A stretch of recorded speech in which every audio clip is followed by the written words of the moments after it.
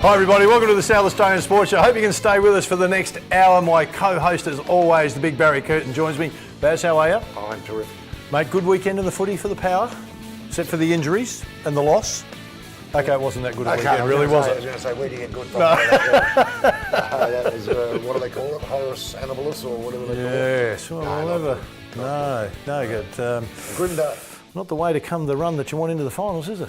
Well, if you make it, but to lose a game like that and to lose probably two players that you didn't want to lose. If you had to say to any Port supporter, give me two players you don't want to lose right now, there's your two.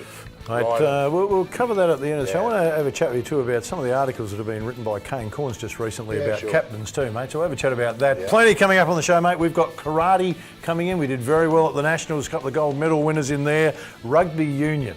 Now, one of the gentlemen coming in, 92 years old, and he's coming in with his son, who's played 574 games of rugby union with the Brighton Rugby Club. So, and still playing. And still playing, and going to break the record. So he's got some stories to tell. We've got the Women's Masters footy to have a chat about. And of course, Craig Warman, as always, joins us from the Southern Footy League. So we've got a fair bit to get through. Yeah, interesting. We've got some really good South Australian athletes in the sports that don't get the accolades they deserve. Very true, very true. Why is that? Why? Why don't they? Why don't we? I mean, I know we expect footy, cricket and all that to get dominated. Yeah. So we'll give them a bit of time on our show. We will. Anyway, Baz. Absolutely. Time to get over to Ash with the news. Ash, what have you got for us? Hey guys, I've got all your sport for this week. First up, it was deja vu for Port Adelaide over the weekend. In the final seconds, the tables turned for the Eagles with a deciding goal scored just as the siren sounded. Adding insult to injury, the season is over for Charlie Dixon after a bad fall in the third quarter. The Crows also suffered defeat at the hands of GWS, who sent the visitors packing.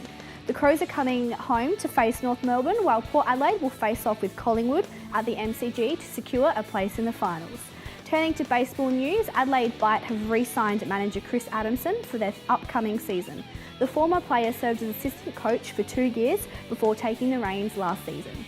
The official season kicks off this November, with Adelaide facing defending champions, the Brisbane Bandits, in round 1. In ice hockey, the Melbourne Mustangs defeated Adelaide Adrenaline by 6 goals. Things got heated on the ice, which eventually saw Adelaide's Alice Kratoska's day cut short after a heavy tackle which resulted in ejection. Adrenaline will take on the North Stars tomorrow in Newcastle. Round 4 of the Bowls tournament has proven to be a stellar match. Over $1,000 was raised to go towards supporting local SA farmers. The Eastern Raiders claimed an upset victory against the Southern Blazers, while the Hyson Comets won against the Western Rogues. The Southeastern Spartans and the Maley Pirates uphold their place on the ladder with only 2 rounds remaining. To swimming, South Aussie's Kyle Chalmers has won the Kieran Perkins Award for Best Male Swimmer at the Pan Pac Championships.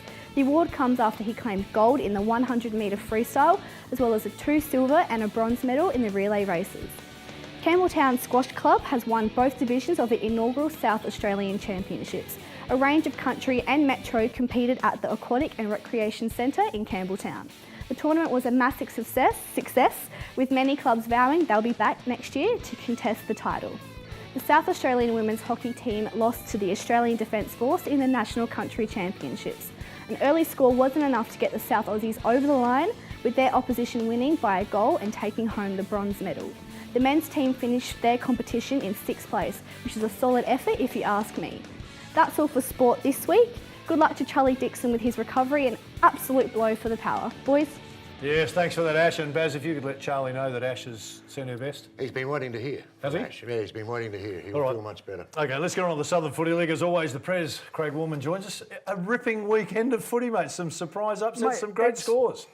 Bizarre. Yep. It's the only word I can think of when you look at some of the results that were handed in last week. All right, let's get to them. Christie's Beach, 9-point winners over Happy Valley. It could have gone either way. It was a great game. It was, and Happy Valley don't have a very good record at Bice Oval. Christie's is home ground. So when you look at that, the back end of the season for Happy Valley, a lot of promise for next season. But Christie's again just sneaked their way up a little bit further up that ladder. And again, when you look at the week coming up, it's going to be on. Are they safe in 3rd spot? No, they're not. No, they're not. No, they're not, are they? No. It's a little wobbly. It is wobbly. Not as wobbly as some others, but No. but we'll get to those. But of course, they take on their arch rival Port Noarlunga at Port Noarlunga. That would be the Battle of the Sock. Winner take all, because the winner will finish in third spot. We'll get third spot, yeah. And the double chance. Should we talk about Cove? Can we talk about No, what happened to Cove on the weekend? Well, they had a magnificent win. Over who, mate? Over Port Noarlunga? Port Noarlunga. That's magnificent win. Well, it's a great win. But given last week we spoke about this and we thought, no, the Ports will knock them off. Yep.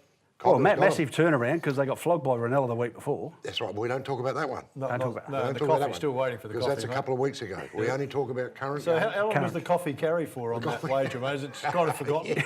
It was sort of forgotten. Is it? If you blokes had kicked the goal this week, I would have paid up. Oh, well, let's concentrate on your team first, mate. Don't worry about mine. It was a pretty good performance. Because it's a rare win for your group. It was. It is a rare win, but it's a really good one. Now it sets up Port Noarlunga and Christie's. Well, Port Noarlunga were pretty filthy, really, when you look at I would have thought they would have been. 6 points down, had all the momentum, kicked 15-15, bad kicking, cost them the game. So, sets up beautifully for this weekend. Mate, it was a high scorer though, 17-9 Yes. to the other groups, and you go 17-9, 15-15, an entertaining game. Very good game. Yeah. You know, sometimes when it's that 6-goal or 6-point win, you go, oh, it's a scrap. It's, a 5-goal to 6-goal, but it was high scoring. Yeah, it and was. you're right. I mean, 15 points gets you in a bit of strife. So now Flagstaff, mate, I've made a bit of a mess of my boys. Not a goal. Not a goal. Can you remember the last time that would have happened to a team probably playing in the finals? When you look at Ranella the week before, really, really good against the Cove Footy Club. Yep. And to do what they did to Ranella on the weekend, they're going to take a power beating. Take a power beating, they will. Yeah. And look, the reports were, in fact, I was out at Morpeth Vale because we did the Morpeth Vale Aldinga game, and people are texting me saying, is that score right? Is there a misprint? No goals, 11 points. Well, I did the same thing when I looked up the scores on the weekend. Then, because we're coming in to talk about it, I checked them again and they were still the same. I went, well, I'm going to have to ask the question, but... Well, I checked them as well and had a little chuckle to myself. I thought, I can't wait to see Smythe. Mate, don't worry about seeing Smythe. Imagine what Billy's like. Yeah, but, well, in actual fact, I saw Billy on the Sunday and he wasn't happy. No, he puts a lot into the footy club, Billy. Morpeth Vale, too good for Aldinga, 29-point win, but again, it was closer than it was. That score, it was a terrific game of footy.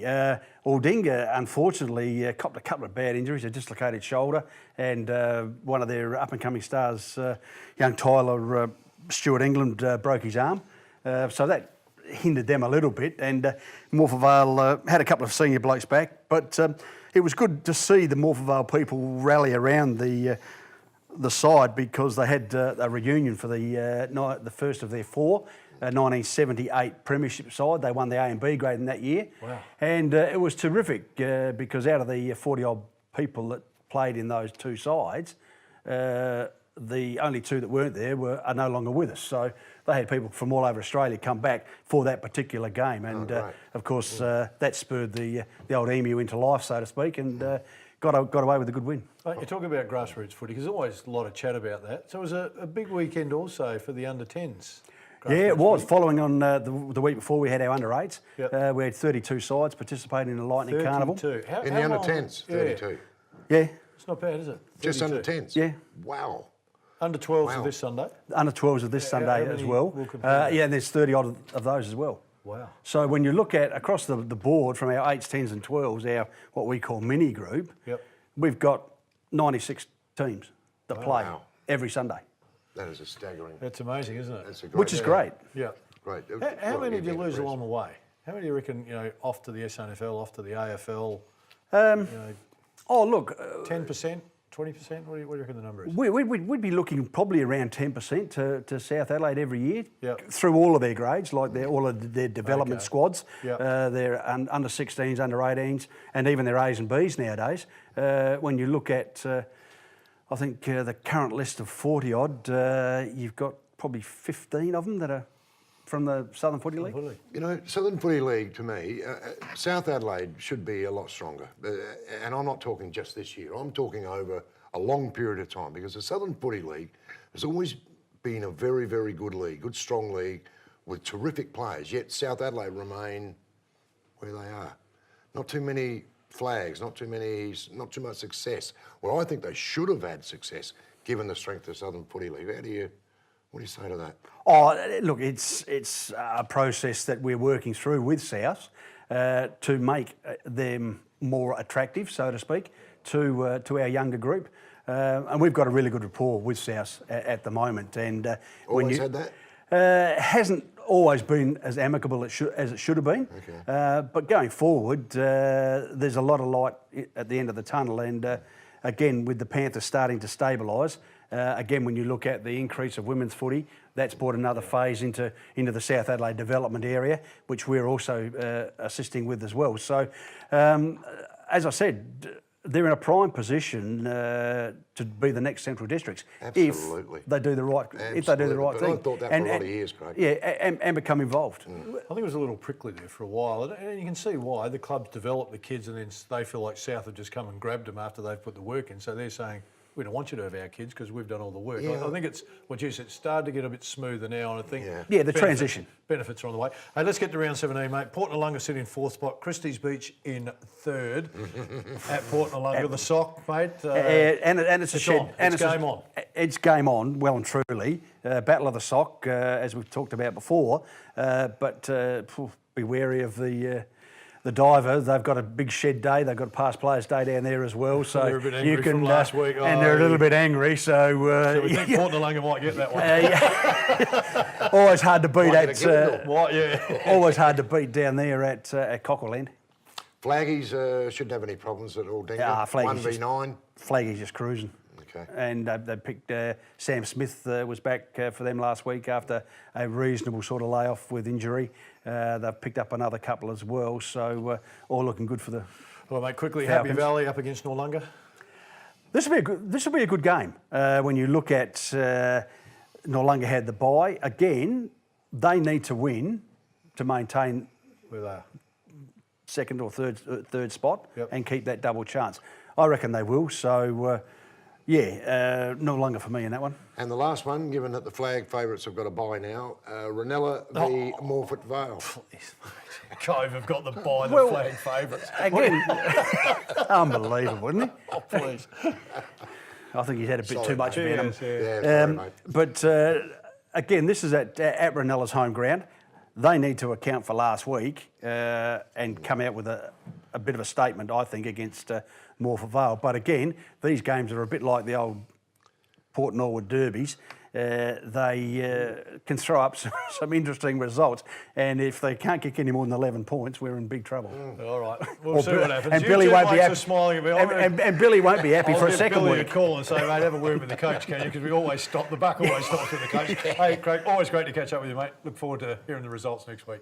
Beautiful. Good to see Well you, done, mate. boys. Stay see with you, us. mate. Still plenty to come on the show.